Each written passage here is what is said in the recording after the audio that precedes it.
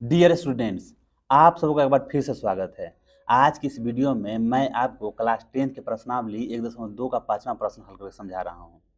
इससे पहले के सभी प्रश्नों यानी एक्सरसाइज 1.1 और 1.2 के सभी प्रश्नों को हल करके उन सभी वीडियो का प्लेलिस्ट बनाकर इस वीडियो के डिस्क्रिप्शन बॉक्स और आई बटन में डाल दिया गया है।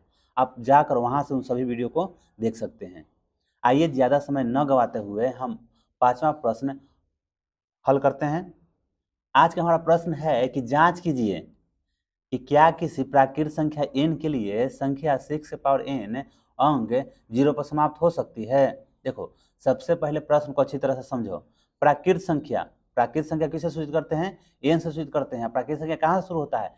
1 से शुरू होता है। 1 2 3 4 कहाँ तक जाएगा? अनंत तक जाएगा।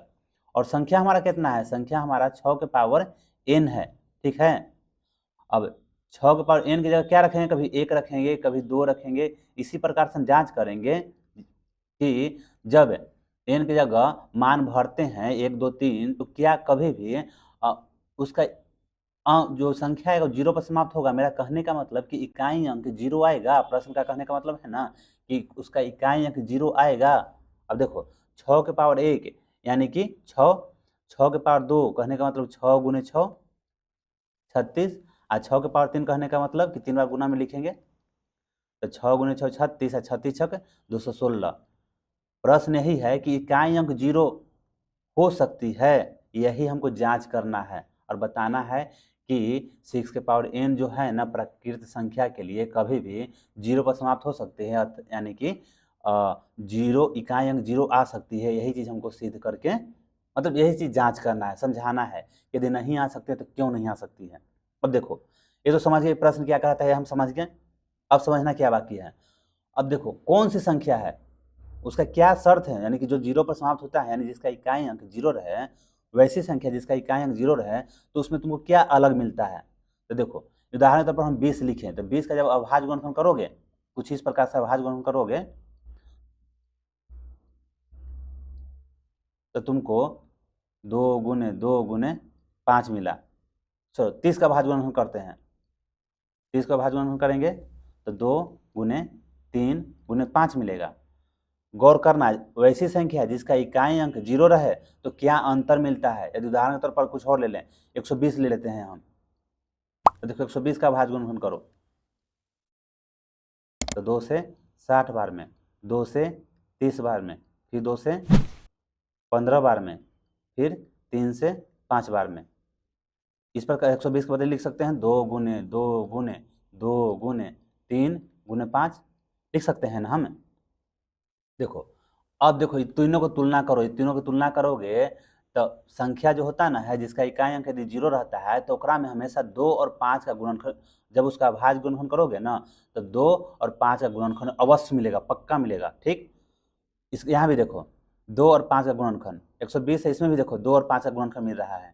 कम से कम एक गुणनखंड जो रहेगा ना 2 और 5 का जो अवश्य रहेगा, यानी कि 2 के पावर m गुने 5 के पावर n के रूप में रहता ना है। यानी उसका जब उसका भाज्य गुणन करते हैं तो उसमें 2 के पावर m, देखो जैसे उदाहरण के तौर पर यहाँ देखो 2 के पावर 3 है और फिर यहाँ पर 5 के पावर 1 है, उसके अलावा भी 3 है, उससे मतलब नहीं रखना है, लेकिन कम से कम हमको 2 के पावर m और 5 के पावर n मिल जाना चाहिए। तो होता क्या है, तो वैसा भाज्य गुणनखंड मिल रहा है हमको, तो संख्या जो है ना 0 पर यानी कि उसका इकाई अंक 0 होगा, अन्यथा नहीं होगा। अब देखो, इसको तोड़ते हैं, इसको बनाते हैं डायरेक्ट, अच्छी तरह से बनाते हुए हल करके समझाते हैं आपको। संख्या कितना है? 6 पावर n है, तो लिखेंगे हम कि यदि सोल्यूशन में हल में लिखेंगे, क्या लिखेंगे, परीक्षा में जब बनाने के लिए प्रश्न आ जाए तो किस प्रकार से आखिर इसको दिखाएंगे। तो हम लिखेंगे यहाँ कि यदि संख्या 6 के पावर n के इकाई अंक 0 है तो क्या होगा, तो इसका अभाज्य गुणनखंड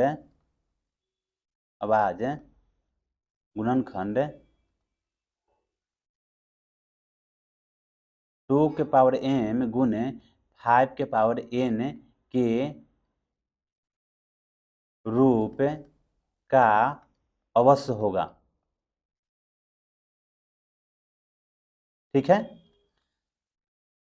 परंतु तुम गौर करो, परंतु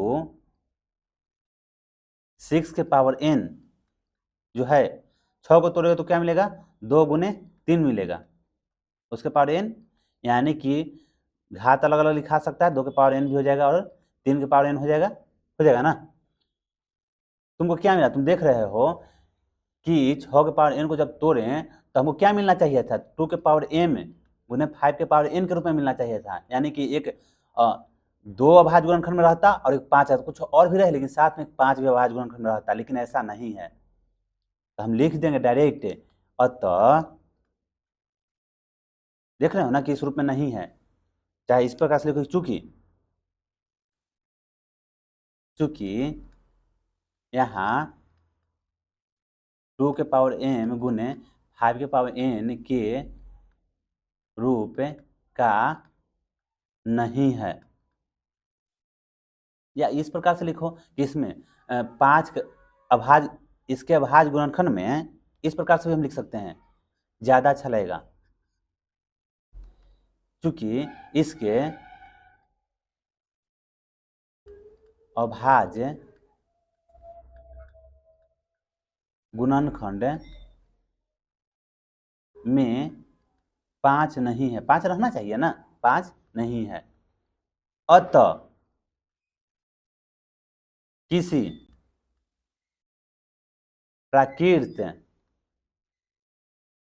संख्या, देखो ये वाला बात कहाँ से लिख रहे हैं, प्रश्न से लिख रहे हैं, n के लिए संख्या 6 के पावर n अंक 0 पर समाप्त नहीं हो सकते है। बस बन गया, इस प्रश्न का सलूशन इतना है। तो आई होप दोस्तों, मैं उम्मीद करता हूं कि मैंने यह प्रश्न आपको अच्छी तरह से समझा दिया होगा। तो फिर मिलते हैं नेक्स्ट वीडियो में। वीडियो अच्छी लगी हो तो वीडियो को लाइक का चैनल जरूर सब्सक्राइब करना। देखो, हम प्रयास कर रहे हैं हर एक प्रश्न को एकदम आसान शब्दों में समझाने का। यदि आपको कुछ लगता है इस वीडियो के बारे में या मेरे चैनल से रिलेटेड, यदि आपको कुछ ऐसा लगता है, सुझाव देना कि नहीं कुछ इस प्रकार से आपको वीडियो बनाना चाहिए, चाहे यह कमी आप में है, तो मैं आपसे चाहूँगा कि कमेंट बॉक्स के माध्यम से आप हमें ज़रूर बताएं, हम उसमें सुधार करेंगे। अपने वीडियो में दिन प्रतिदिन प्रयास कर रहा हूँ सुधार करने का, क्योंकि अभी सब्सक्राइबर की बात किया जाए तो अभी मात्र मेरे चैनल पर 224 सब्सक्राइबर हुआ है। जितना वीडियो नहीं, जितना सब, मेरा कहने का मतलब कि सब्सक्राइबर से ज़्यादा मेरे चैनल पर वीडियो है, लगभग 300 के करीब वीडियो डाल चुका हूँ, लेकिन फिर भी अभी तक सब्सक्राइबर की संख्या कितना है, तो 224 सब्सक्राइबर है।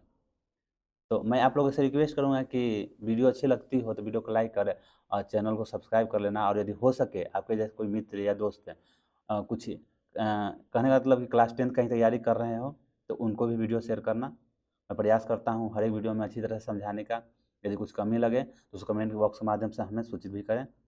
आपका वीडियो देखने के लिए थैंक्स, धन्यवाद। फिर मिलते हैं नेक्स्ट वीडियो में।